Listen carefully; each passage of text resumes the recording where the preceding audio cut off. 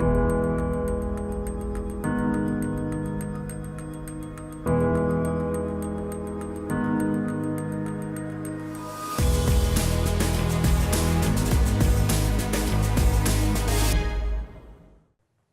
previous segments, we talked a lot about the journey of sermon prep, the question you need to be asking, kind of how to put together the path to travel through a passage of Scripture and develop an effective sermon outline.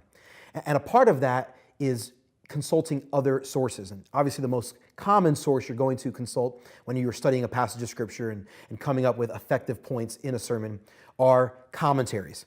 Now, there are literally hundreds upon hundreds of commentaries, maybe into the thousands at this point. There are loads of commentaries for every single book on the Bible. You can just Google commentary for Leviticus. Dozens and dozens will pop up. Commentary for Gospel of John. Hundreds of commentaries will pop up. There are lots and lots of commentaries out there. So what I'd encourage you to do is maybe ask someone you trust, a preacher or pastor, someone in your life that you look up to, you think is a great pastor or effective preacher, and ask them which commentaries they use and trust on a regular basis. In this segment, I want to give you just a few of the ones that I love that I have found to be really, really helpful for me. Recently, B&H came out with a series which they call the Christ-Centered Exposition Commentaries. I've got two of them right here. They've got a variety of different commentaries on many, many different books of the Bible. It's really, really helpful in helping preachers being Christ-centered in their development of expository sermons. You've got lots of guys that have contributed to that series, guys like David Platt, Al Mohler, Tony Merida, Danny Akin, Jonathan Akin, Thabiti, others, relatively well-known authors and preachers today that are scholars that are really able to contribute in a really powerful and helpful way. I'd encourage you to pick up those. Again, it's Christ-Centered Exposition from B&H. In general, what I encourage you to do, anytime you're preaching through a particular passage of Scripture, is to get a few commentaries on that particular book. So for example, at my church in Florida, we were going through the Gospel of John. And what we decided was we were going to go get a bunch of commentaries. So we got about 5 or 6 different commentaries on the Gospel of John. And for the entire year, as we were going through the book of John, we would consult those same 5 or 6 commentaries. And then when I'm going to go to a different book of the Bible, I go buy a different 2, 3, 4, 5 commentaries. And I buy commentaries that are typically specific to that book of the Bible.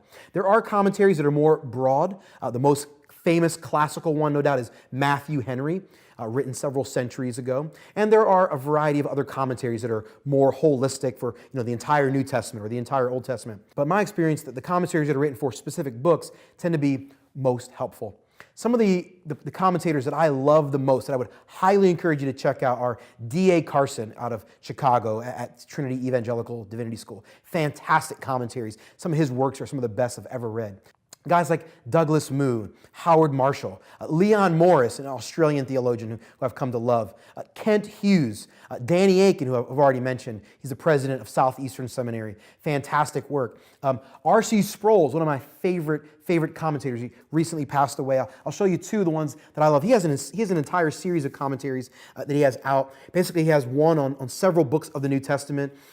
These are, in essence, really designed for preachers, not just for scholarly or academic work, but really designed to help preachers with their application of particular texts of the Bible. So you can see these are ones I've been through. I think I've gone through probably 10 or 11 of R.C. Sproul's commentaries on different books of the Bible. Absolutely fantastic work. Some other really, really well-known great ones, J.C. Ryle, F.F. Bruce, H.A. Ironside, William Newell. One of my favorites is G.K. Beale. Kenneth Gentry, particularly his work on the book of Revelation. I mean, some fantastic commentaries that you can find. Again, there are lots of commentaries written on every single book of the Bible. Just a few of my favorites. One other commentary series that I think will be really, really valuable to mention, and that's a series known as the New American Commentary Series. And I've got one here. There are several written. This one's by Danny Akin. You already heard me mention him more than once. This is a commentary on 1st, 2nd, and 3rd John. Just a fantastic series. The series is known as the New American Commentary Series, but every single book in the series has a different author. In essence, what they did is they went out and found the greatest scholar on that particular book of the Bible and had him write a particular commentary on that particular book. So you've got these series of commentaries that are really aimed at finding the best scholars and not having them write on every book of the Bible, but specifically focus on the books of the Bible that they are experts in.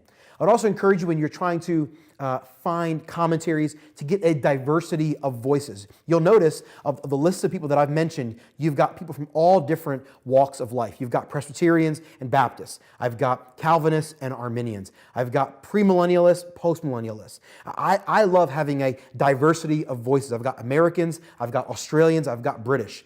I want to find a diversity because I want to make sure that I'm not just getting one vantage point on the Scriptures. I want to make sure I get a diversity, a plethora of ideas. Even if I fiercely disagree with a particular theologian, it's still valuable for me to hear that theologian or that scholar's ideas or perspectives on the Scripture. It may be helpful to me as I am seeking to extrapolate truths from those Scriptures and be the best preacher and the best shepherd that I can be to the people in my congregation or in my audience.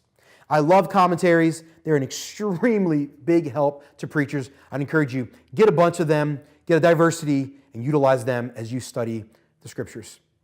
In the next segment, I'm going to give you some additional resources specifically on the topic of preaching.